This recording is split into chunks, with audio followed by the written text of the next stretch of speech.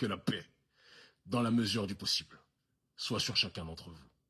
Mandat d'arrêt international. Mandat d'arrêt international.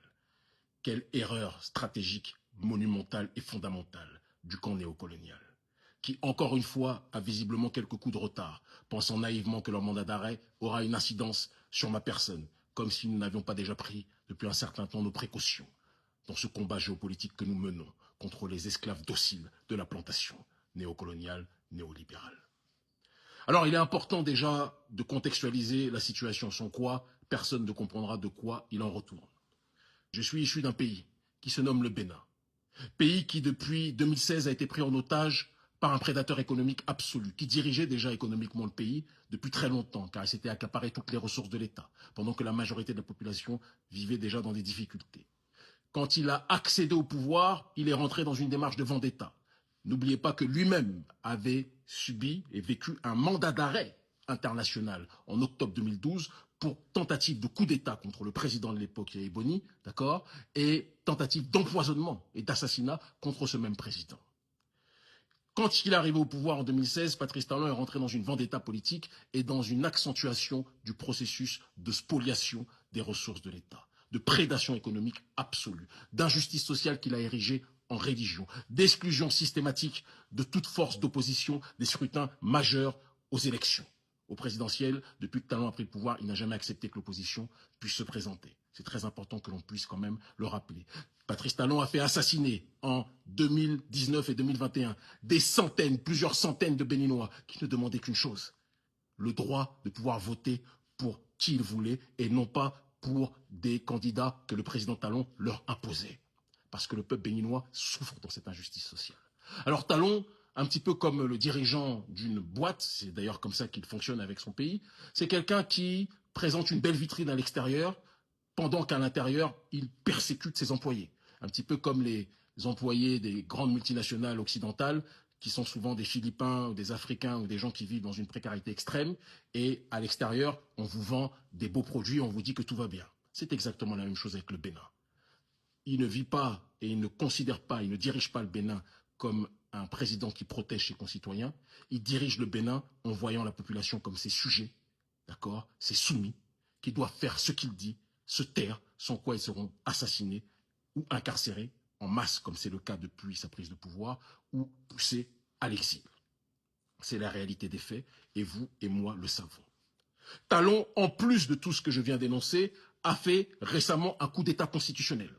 Il a violé la Constitution, même s'il a payé les hautes juridictions pour qu'elles présentent un semblant de légalité à son coup d'État constitutionnel, en créant un Sénat sans référendum composé de gens non élus, qu'il va diriger, soit par un prête-nom, soit directement, et qui lui permettra de diriger comme une sorte d'ayatollah néocolonial, ayatollah de la France-Afrique, à la tête du Bénin. Il dirigera le prochain président et il dirigera l'Assemblée nationale via son poste au Sénat. Il a prolongé le mandat électif de ses pions, sans l'aval de la population.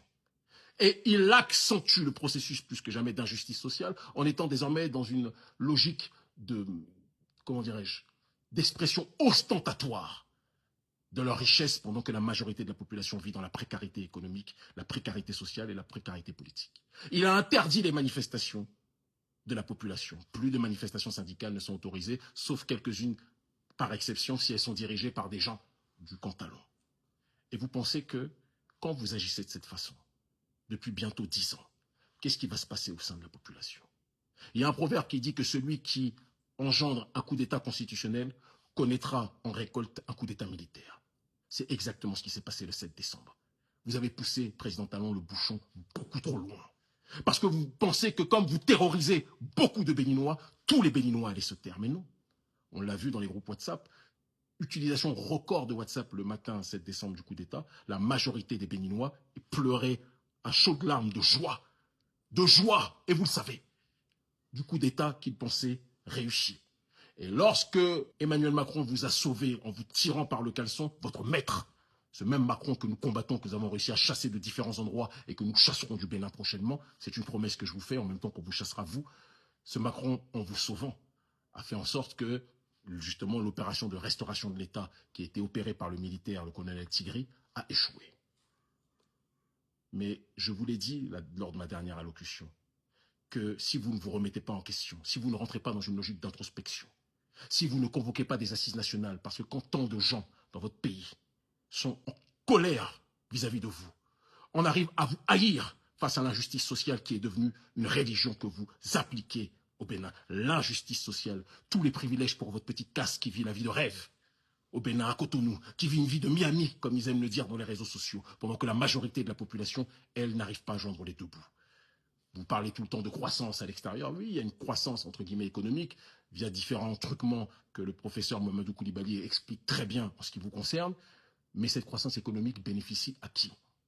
Elle bénéficie à votre caste prédatrice et pas à la majorité de la population. Quand les gens sont étouffés économiquement, paupérisés, interdits de parler pour se plaindre en allant manifester, interdits de pouvoir voter, qu'ils voient sous leurs yeux sans pouvoir réagir que vous faites un coup d'État constitutionnel, vous prolongez les mandats électifs de vos éléments. Qu'est-ce que vous croyez qui va arriver?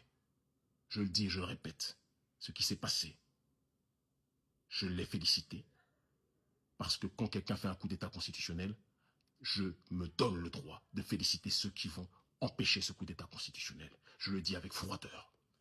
Soit on empêche les coups d'État constitutionnels, soit on ne pourra pas empêcher la répétition. Et c'est ce qui va se passer. Des coups d'État militaires, qui sont en réalité des opérations de restauration de l'État dans ce cadre-là. Patrice, tu as lancé un mandat d'arrêt contre nous, mais tu es tombé sur le mauvais noir. Je te le dis avec simplicité. Tu ne pourras jamais nous arrêter. Et quand nous allons nous rencontrer, tu seras aux arrêts. Et nous reviendrons sur la terre de nos aïeux. Et nous serons dans une démarche de communier avec notre population.